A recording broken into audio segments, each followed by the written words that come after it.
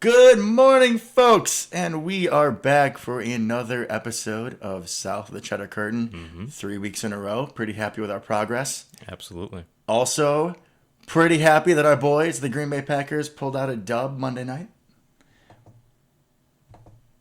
Oh my God, what am I doing, guys? I am so sorry. I was so excited. I just wanted to start talking about the win. I didn't do my cheesy intro with Luke. I should have said, welcome to South of the Cheddar Curtain. I'm your host, Devin Hine, sitting across from Luke Mueller. You want to say hi to the folks, Luke? Hi, folks. All right. Too much energy for the winning, guys. I'm sorry. We're all out of our rhythm. Just so excited for the win. Yeah. So excited. So excited. Yep. We actually showed up. Eventually. No. We scored in the first half. We did a little bit of a slow start, especially defensively, but we got there. Yeah. All right. So as it's, a little predictable with our show and how we do, we'll start talking about thoughts on offense, thoughts on defense. Luke, do you want to lead us off with your thoughts on offense and the 35-17 win over the Lions? Well, I think we can start right there, right? I mean, the first half, we looked good, scored on 2 of 3 drives. Can't really ask for much more than that. Second half really took off. Really took advantage of some of the things some misfortunes from the Lions, because the Lions are going to Lions at the end of the day. So, and they Lions did. will be Lions. They did, which is good. New coach, new quarterback. Doesn't matter. Lions are Lions. So, we took advantage of that. I think we saw some more creativity that we are missing that we talked about for the first week. And also, a run game. We have a run game. We didn't forget about it this week. So I think everything kind of played off that, and we saw what the offense can do a little bit here. And that was great to see. Piggyback of. Oh, boy. Picking back off of. Sorry, folks, I can't talk this morning. Like I said, too excited. Jumping off of what you said about the running game, what really impressed me is that we didn't run the ball extremely well. No. It was a lot of 3 yards, 4 yards in a cloud of dust. But when you're playing a defense who is going to have 2 high safeties, which means they're encouraging you to run the ball, right? They're not going to be giving up the deep passing plays down the field. So you have to take what the defense gives you. And we were able to do that. In games past, I feel like we try to run the ball. We have limited success like we did against the Lions early. You get away from it. Abandon it too quickly. You abandon it, and then we get in trouble. You were talking about the play calling. We saw a little bit more jet motion. Thank God. I mean, there couldn't have been less, right? There couldn't have been. A lot of talk all offseason looking forward to how we use A.J. Dillon and Aaron Jones in the backfield together. We saw that a couple times. There was a beautiful play. I think it was in the second quarter. It was like 3rd and 1, and you had Dillon lined up in the fullback spot. Aaron Jones lined up in the halfback spot, and they fake the dive to Dillon, which would be the obvious play call, right? Give it to the bruiser, give it to Aaron Jones. He uses his speed to beat the outside linebacker to the edge, gets 5-6 yards, whatever it was, the first down. Just a lot more creativity as a whole out of the offense. Absolutely, and kind of going off what you said, we only averaged as a team 3.1 yards per carry. Jordan Love really killing us there with those kneel downs. But even Aaron Jones, who had a fantastic game, right? 3.9 yards per carry. That's it. But we relied on him. We relied on the ground game, and that really paid dividends. We had another play where I think it was in the red zone where we did like a jet sweep with Aaron Jones, and Dillon was the lead blocker, right? Yeah. I mean, there was one of the beautiful things about the backfield last year, especially between Jones and Jamal Williams, is there was no love lost. In some teams, you have guys that are competing for snaps, competing for carries, and there's a little bit of animosity you feel. But the beautiful thing with Jamal Williams and Aaron Jones last year was they were just like, hey, man, I'm here for you, right? They acted like best friends, right? They were best friends. They were selfless. Same thing with Aaron Jones and A.J. Dillon, and I'm so happy we had that early on. Absolutely. All right, so what else did you notice from the offense? All right, as we know by now, I sort of like Marquez Valdez-Scantling just a little bit. So we took a few shots to my boy. There was one that he definitely underperformed on. There was a deep shot, I want to say in the first quarter, where Rodgers puts the ball pretty well on the money. The corner had his head turned, and any situation where Aaron says that if he sees the back of the corner's jersey The defensive back isn't looking, so you throw it up. The guy's open. Right. It would have been a really hard catch. Problem is Marquez doesn't even go for the catch. If you at least go and turn and go up for it, you can probably get a defensive pass interference call. Yeah. Because you go up for the ball, the defender's eyes get open, they get wide. He probably runs into you. He probably runs into you. You're probably not making that catch, but you get the, 45-yard penalty? Right. It's huge. So got to say, Marquez, a little disappointing you in there. And then there were 3 or 4 other shots his way that were a little over his head. And I think during the game, Luke and I were both like, is that on Marquez? Is that on Rodgers? And then I got to give Rodgers some props. He cleared it up in the postgame, thankfully. And he's like, yeah, I missed him a few times. So, we talk about how Marquez's speed can stretch the field vertically, and his threat has to keep defenses honest. Right. So even if we're not hitting it yet, I still love that we're trying, and that gives me hope that even though we put up 35 points this past week, this offense can be even better when we're hitting on those plays. Exactly. I agree. And something you just kind of touched on, the defensive pass interference thing. Somebody who did a great job in that exact situation is my boy, McHenry's own, Big Bob Tunyon. Got the name right that time. First time. Thank you. I appreciate it. Hey, it's a hard habit to break. But I thought he had a fantastic game. Once again, stats aren't crazy. 3 catches, 52 yards, and then the touchdown, which we can go into. That thing was Ooh. What a throw. Oh my God. And the concentration. Woo.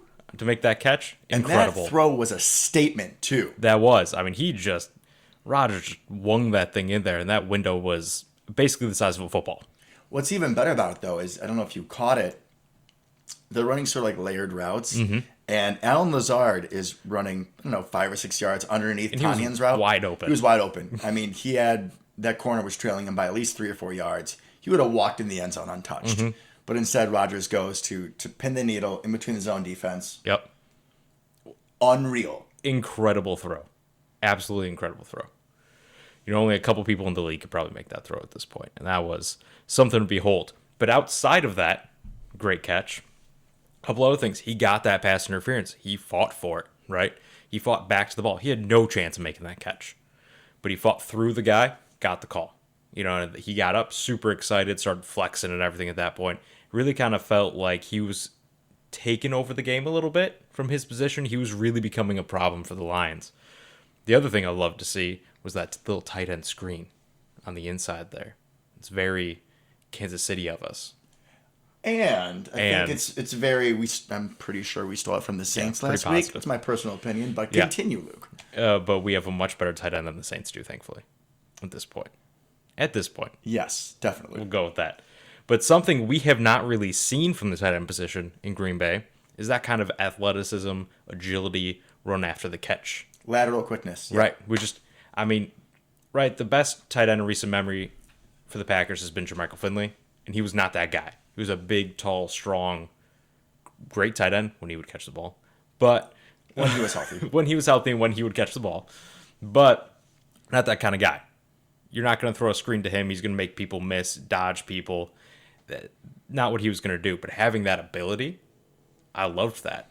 We could do a lot more with that. Like I said, that's what Kelsey does all the time for Kansas City. That's how they get him involved early, kind of let him get going. Kittle can do the exact same thing. Obviously, Tunyon's workout partner and your boy. My boy. So, your boy. So that, I'd love to see that. Thought he was really a game changer during that stretch of time there. Made a couple incredible plays. Felt like he was really overpowering the defense there. So I love to see that. What I did not love to see was the fact that Daphne outsnapped him somehow. Yeah. Which I understand why, more run sets and that kind of thing. Went a little heavier, but... I'm making a face, folks. You can't see it. I'm not loving all the Daphne snaps. No, neither am I. I'm really not. No, I understand he's kind of fullbacky Mercedes blocking guy at the moment. Josiah Light. We've previously discussed this Josiah DeGuara, this guy that we drafted 2 years ago now out of Cincinnati, supposed to play the Kyle Juszczyk, who we'll be seeing this week, this kind of fullback hybrid role, and the floor just loves him. We don't because we haven't seen him do anything yet because he's been hurt all the time. Yeah, he played one game against the Vikings last year, and I think Yep. he had a few catches, and I was like, hey, Josiah, doing something. Yeah, Right. props Nice for you. job. And then, week one, he gets a concussion. Yeah. Like, we thought he was dead. He was, lifeless for a few minutes. Glad he's relatively okay. We'll see if he plays this week. But so it feels like that we've just put Dominic Daphne in that role for the time being, and he's just, he was a better blocker last year. I'm not loving his blocking this year. And last year he was able to get a few catches, but they felt like it was kind of like Mercedes Lewis like plays, where you have him in as like a second or third tight end blocker, and you just kind of get lost in the traffic. Right. Right. He just kind of like leaks out, and next thing you know, there's no one within 20 yards of him. Yeah, there was one play, I want to say in the third quarter, where we're in the red zone. We go 3 wide receivers, so we're in trips. And Dominic Daphne is the most outside receiver. And I'm thinking, what in the hell are we doing? Why are we wasting a play or Dominic Daphne? Why are you wasting a spot there when you have all these receivers? And then, once we call hike, it's a leak out screen to Aaron Jones. So essentially, he's just a lead blocker there. Right. And it made Made more sense. sense. Still. I just don't think he's lot. giving us a lot outside of mediocre blocking. Yeah, there doesn't seem to be a whole lot of upside. No. But Dominique, prove me wrong, please. Yeah. He had some good plays last year. Luke and I love fullbacks. We and that's do. basically what you are. Essentially, yes. So just give us a little more productivity. yeah, and, give us a little bit more. You're not in the doghouse. No. We just need to see more out of you. Yeah. Or we won't because DeGuara will come back and take over that role. But For like 4 snaps. And then he gets hurt again. And then it's right back to you. hey, we're going to have hope. I'm going to be realistic. That's At least on that front. All right. Let's switch over to defense. No, or... I got a couple more things about the offense. All right, folks. I'm not done yet. Luke came prepared. I did. My bad, cutting us off. Let's talk about some offensive line play, shall we? If we must. I think we should. All right. Lead. One of my big concerns coming in to this year with the youth movement up front wasn't necessarily their skill level, especially after the preseason. I think they looked pretty good. But how are things going to work trying to get free plays, offsides, too many men on the field? Now you have 3 essentially rookies up front, right? Left guard, center, right guard, at least for this game. Are they going to react? Is the center going to hike the ball? I mean, it's not exactly something you did in college, right? I assume they worked on it a ton in camp in the preseason, but it looked like we had Corey Linsley out there. Didn't miss a beat. We got some free plays. According to Peter Bukowski of Locked On Packers, Josh Myers is the 3rd-rated center, according to Pro Football Focus. I mean, he's playing great. But I was worried how are they going to react to some of those more off-schedule plays, and we got a couple of them on Monday night, and I think it went well. And I think they're overall playing really well as a group, and I would prefer John Runyon Jr. in over Lucas Patrick at left guard going forward. I think he played really well. Lucas Patrick, not terrible. Oh, his stock is trending down. Yeah, dude. he's definitely going down. He lost the job to Royce Newman on the right guard. Hey, he's lost 2 jobs now, man. I know. I mean, maybe great depth piece. Kind of that Lane Taylor role for a while that we had before he had to start. So something like that. But John Runyon Jr. looked great. Royce Newman's obviously been good. And then Josh Myers, incredible so far. So no complaints on the offensive line. Really proud of them that they are not a story through 2 games. I was a little nervous, honestly, with starting 3 rookies. But I agree. They played really well. Yep. And then the only other thing really is just, can we get more Randall Cobb, please? It's like he only plays 3rd in medium and longs. There was how did I forget? I want to talk about Randall Cobb. I don't know. So, I'm going to be honest. When we traded for him, I was a little skeptical, right? It just felt like something that we did to appease Rodgers. I wasn't really sure how much he had left in the tank, and he showed me that he still has some left in the tank. It looks like it was a second half adjustment. Probably Rodgers going to the floor like, hey, can we get him involved more? He had a lot more snaps in the second half. Rodgers was definitely looking to him. Yeah, when he was on the field. 3 or 4 catches? 3 or 4 catches, and he only played 12 snaps. There was like a 3rd and 13, though. Yeah. And he came up with a contested catch, and I just stood up, and I was to pick it up. Really excited. Yep, 3 targets, 3 catches, 26 yards. Picked up, I believe, 2 first downs, all on 12 snaps. That's it. He's still got the shiftiness, right? That you want that slot player who can lose guys laterally, make space that way, and with all of our of our receivers being like 6'5". Yeah, we got a bunch of big They guys just don't have that. No. We haven't had that piece. since he left. And the fact that Cobb still has at least a little bit of juice left in the tank, it's very exciting. I agree. We got to get him more snaps. And I know that it's been talked about, obviously, that he wasn't as good away from Green Bay. Plenty of reasons for that, but he's not ancient. People keep acting like, we kind of brought him out of retirement. We did not. He's like 30 years old. He's still got a little juice left, and he's showing it. So he doesn't need to be the focal point or anything crazy like that, but like maybe more than 12 snaps. I mean, Mercedes Lewis is 45, and he's still killing it. So That's true. when you're playing with Rodgers, you got a little bit of like a fountain of youth thing going on. Extend you a little bit there. All right, so let's head over to defense. Tell me what you saw, what you liked, what you didn't. All right, defensively. So first half, more of the same. And it's a whole defensively. It's kind of felt like a 2020 game, to be honest, where we give up a lot of yards in the first half. Mm-hmm. Second half, we bunker down. Yep. Obviously, Zadarius Smith, our best pass rusher, so it's going to be up to Preston and up to Gary to get some pressure. Early on, didn't get a whole lot. In the second half, though, Preston had should have been forced fumble, and then on one of Goff's fumbles, Gary did get penetration, and he was pushing the tackle back in. Right. That could have been a sack or at least a deflection, probably, if Goff didn't just pull a Goff and drop the ball. So for their first game without Zadarius, I was pretty happy with Preston and Gary. Only downside to Preston is on one of Goff's 25-yard runs, which he had like 2 or 3 of them. It was a zone read, and Preston his feet were in cement blocks. He just watched him go right by. I didn't realize we were playing Michael Vick last week, but that's kind of what it looked like at times. Good old Jared Goff streaking down. We are really hoping the Niners don't run any read options because we might be in trouble. Please don't play Trey Lance. Oh, yeah. That would be a problem. Didn't even think about that. I'm worried enough about Jimmy Garoppolo, right? If Jared Goff can do that, Trey Lance, it's going to make Kaepernick all over again. Let's not talk about it, all right? Let's not talk about it. All right. So I think one thing that I'm still concerned about, honestly, is that defensive line. There was a clip circulating of Tyler Lancaster just getting blown literally 5 yards off the ball. Whoa.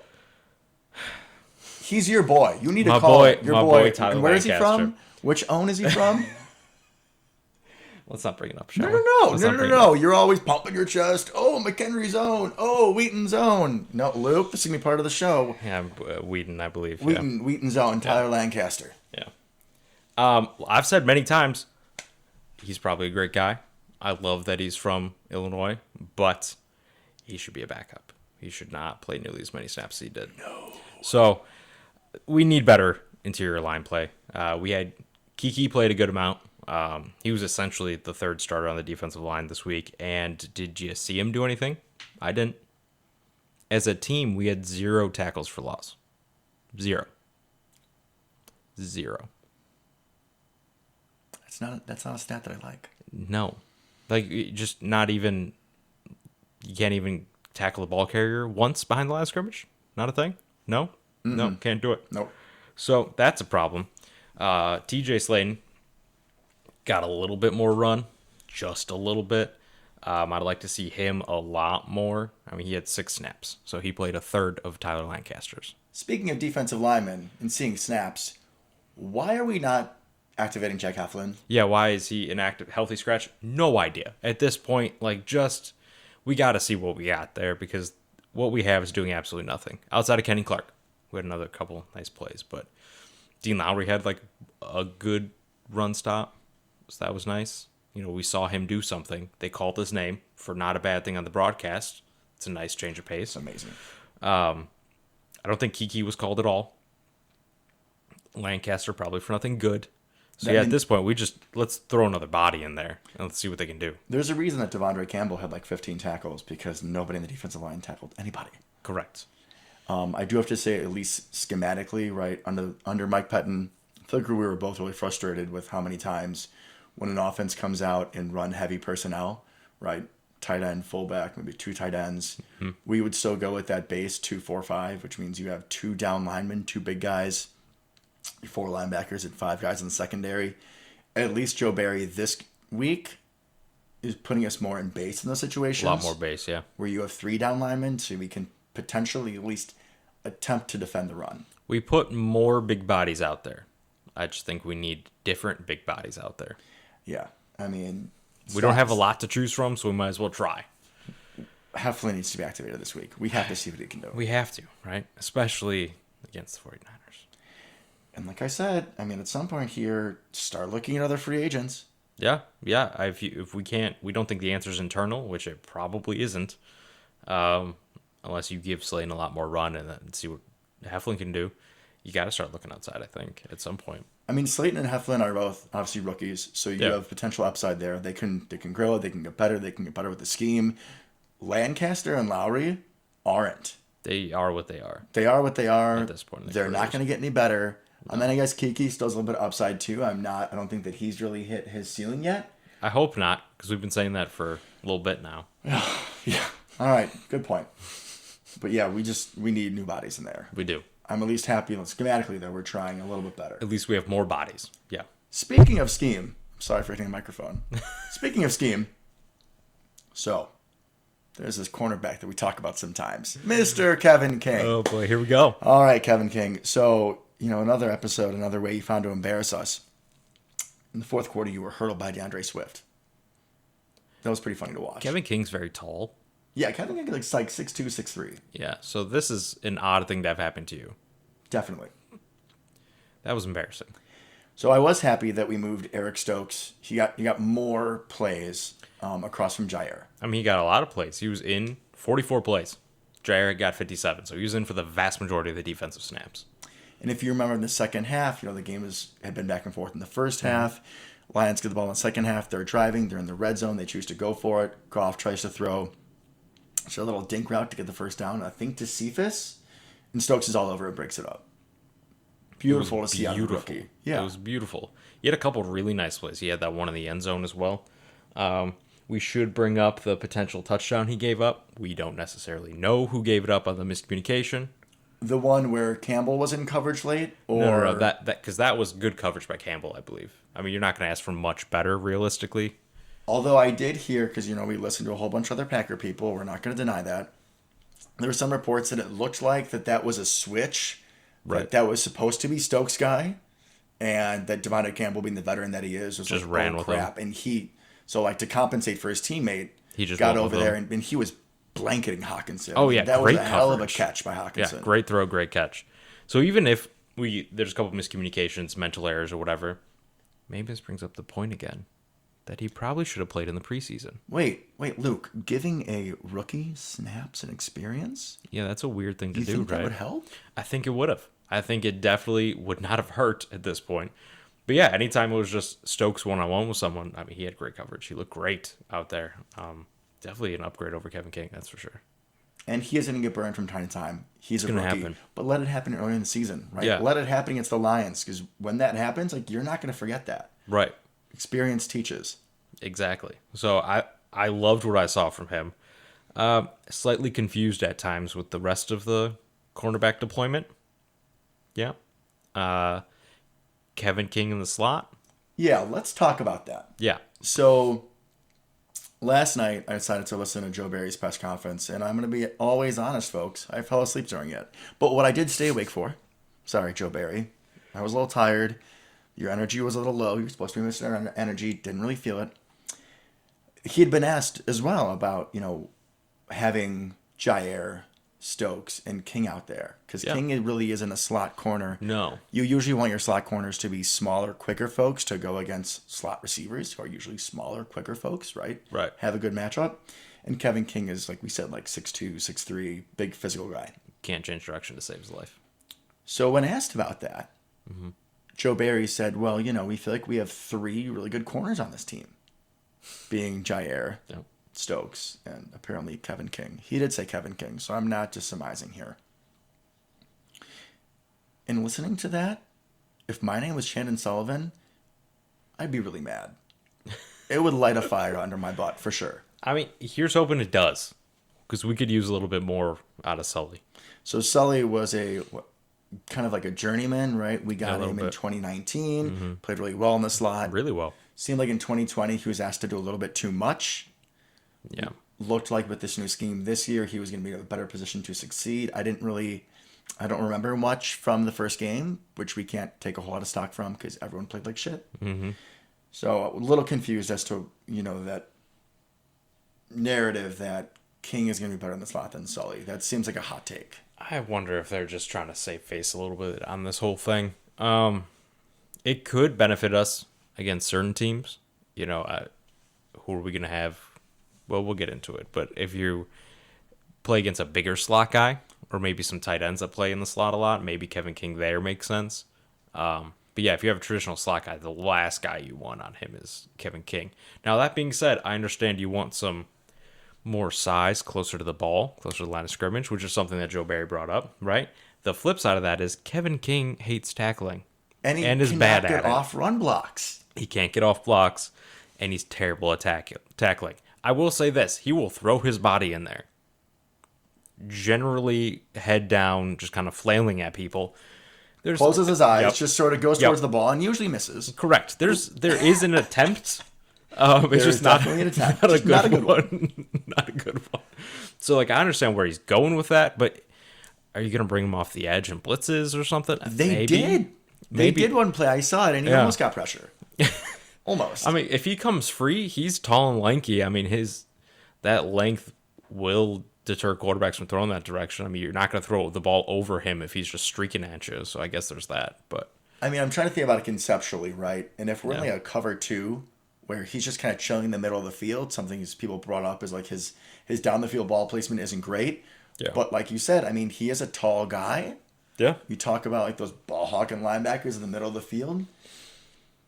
Could he maybe interfere with some slants or something? maybe you just drop him into some of those short zones. Yeah, that's possible. If you drop him in a short zone, I'm okay with him being in the slot. But if we're doing any sort of man concept, which I'm hoping we're moving a little bit more towards man between Stokes and Jair, if they'll both excel in that, Both good man corners. you Yeah. should probably be doing more man. But if you have Kevin King in the slot and it's man, I'm throwing to that receiver every single time. Like I said, if it's maybe a bigger, back in the last couple of years, a Larry Fitz type or something like that, maybe a bigger body guy where you're kind of just a tight end, or the tight ends that are more like receivers, maybe. Yeah. Maybe.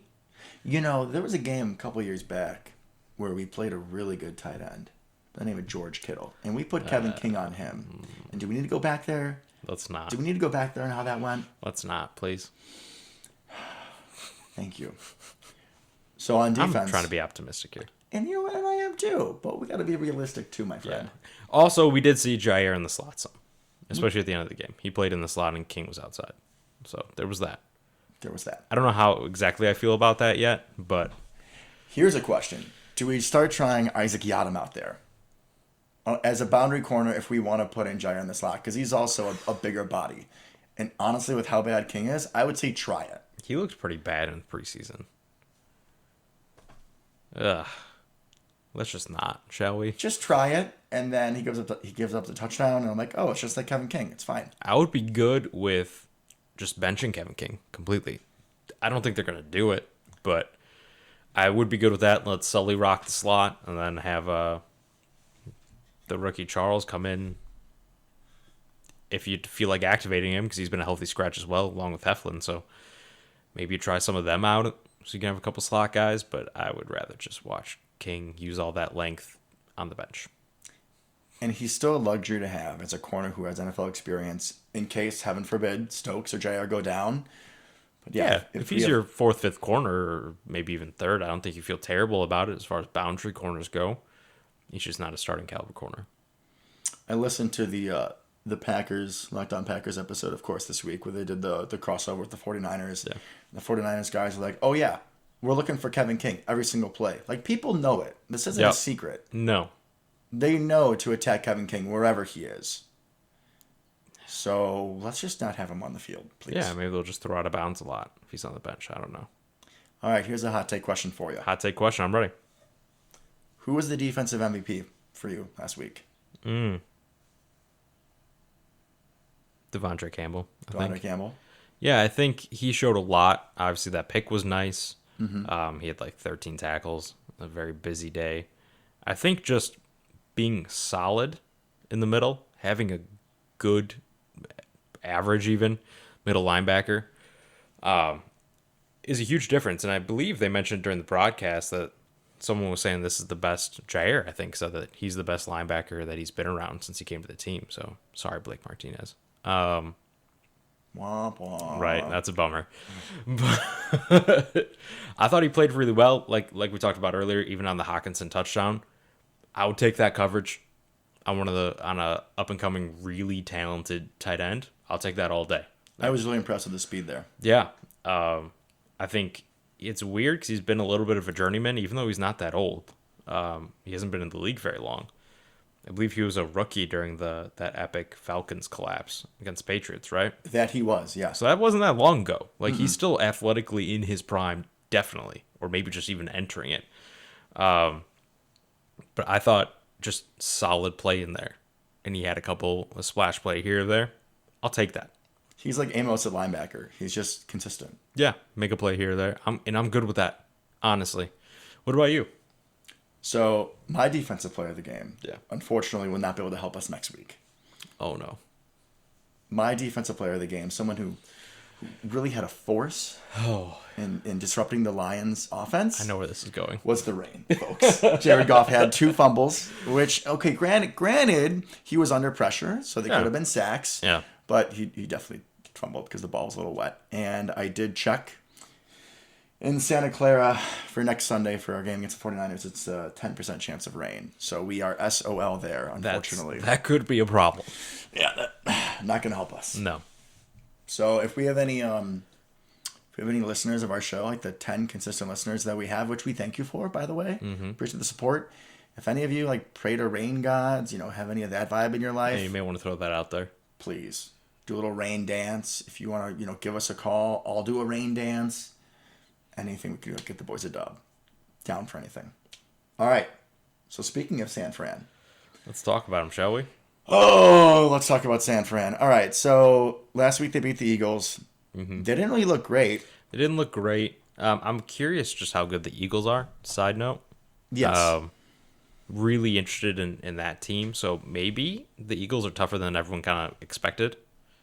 But we'll find out. This game makes me nervous. I did go back and watch the Eagles film. They were able to take a lot of deep shots against the Niners. So I'm hoping we can do that as well. If we can finally hit that Aaron to Marquez, could be big. Yeah. Miles Sanders seemed to have an okay game as well. So obviously continue to establish the run. Right. Jimmy G is... Jimmy G at this point. He's still Jimmy G. Yep. Kind of want to talk some shit.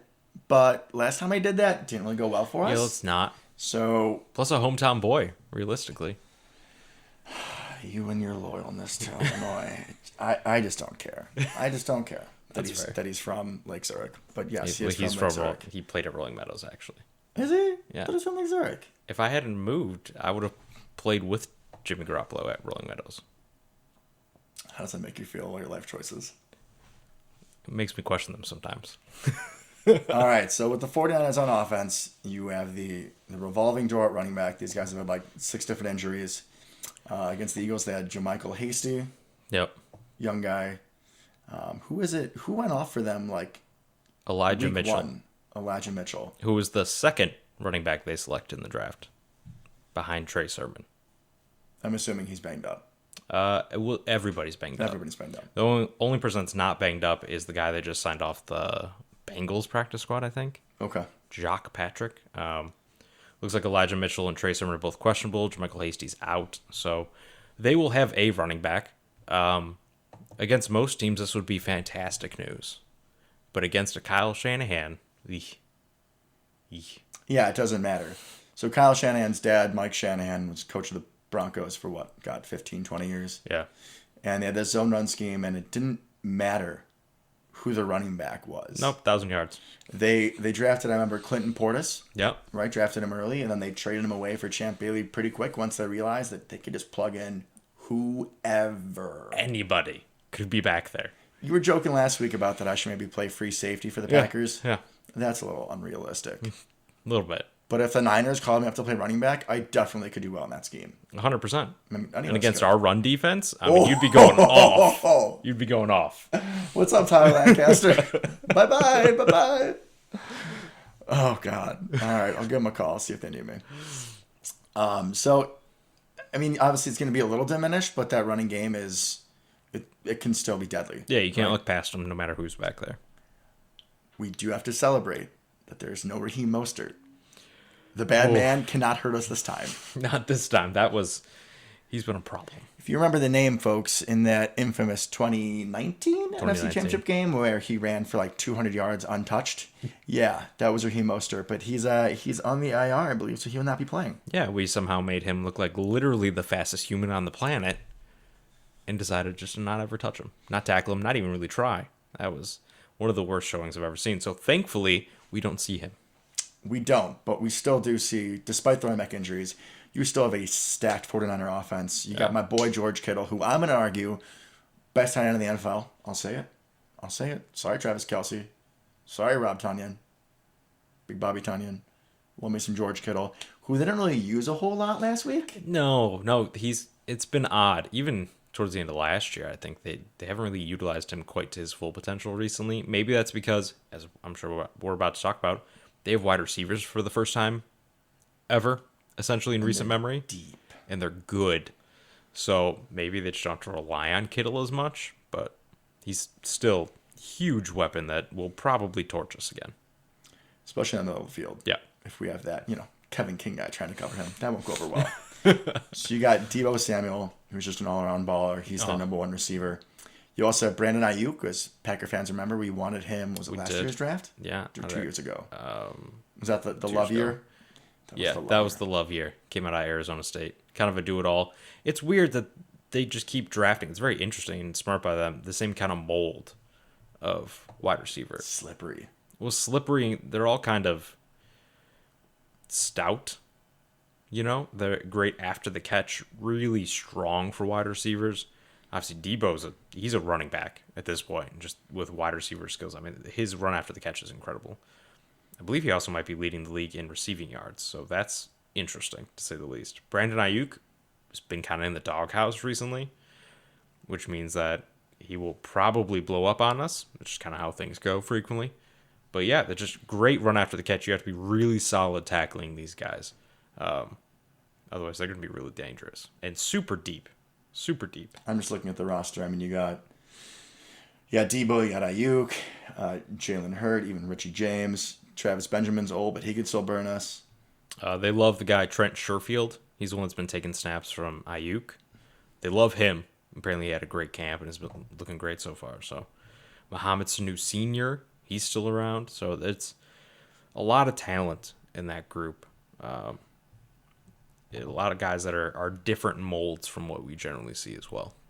Kind of a different kind of wide receiver. So obviously we have to be getting pressure on the Niners. In the second half of that Lions game, it was nice. I did think that we turned up the pressure a little bit. Yeah. Definitely made a difference. Now, here's the problem with that, though. Trent Williams is really good. Their entire O-line's really good. I don't think they looked that great last week. That's fair. It worries me that we couldn't pressure the Lions, really. And this is a better offensive line than the Lions. In the first half, not only were we not blitzing, but I feel like we didn't do any stunts, right? We played pretty vanilla, it felt like. Just go. And we don't have the talent for that right now. So I think we needed to be stunting at least. But I say send pressure, right? Agreed. It's the only way. Because if not, they're just going to be sitting. You have to make Jimmy G feel uncomfortable. That's going to be our key right there. So that worries me a little bit. Kyle Juszczyk's probably going to do something. Just because that's the kind of guy he is. I hope they show LaFleur's face after Juszczyk does something. True. That's why we drafted Josiah. Is to literally be Kyle Juszczyk. He loves Kyle Juszczyk. Yep. Josiah, and I guess not Dominic Daphne, is just... Okay. I mean, he's supposed to be Kyle Juszczyk. He's just Kyle Juszczyk light, even though he's a little bit bigger. Devin.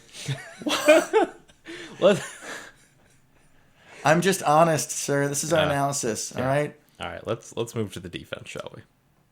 Oh Lord. This Oh, could be their defense. All right. Yeah, their we're defense. Done with that. We're done with. I know what our my response to defense. that is. Still, oh Lord, because they're going to be a problem. All right. So something we did not mention at this point, which is kind of a big storyline for this game, the best Packers offensive lineman, Mr. Eldon Jenkins, who now moved to left tackle, is questionable with a knee. He's been held out of practice. Right. For the love of God, he needs to play. He absolutely needs to play. Because if he's out, we're looking at probably Billy Turner to left tackle. No one wants to see that. Kelly coming up and playing right tackle. Oof. It's going to be a slaughter. Yeah, that'd be rough. So please play, Jenkins. Please, we need you, especially this week, above most others. We're going to need you to show up. If the team actually shows up, then yes. Right? Yeah. If his health is questionable, and this is one of those games, because we don't travel, right? Especially we don't travel not to to California, California or we don't go Florida. to Florida. Yeah. This is one of those games. So if it turns out like that, where we just don't show up, then I'd almost rather have him not play because we're going to get killed anyways, and we need him. Like, we need him to be healthy.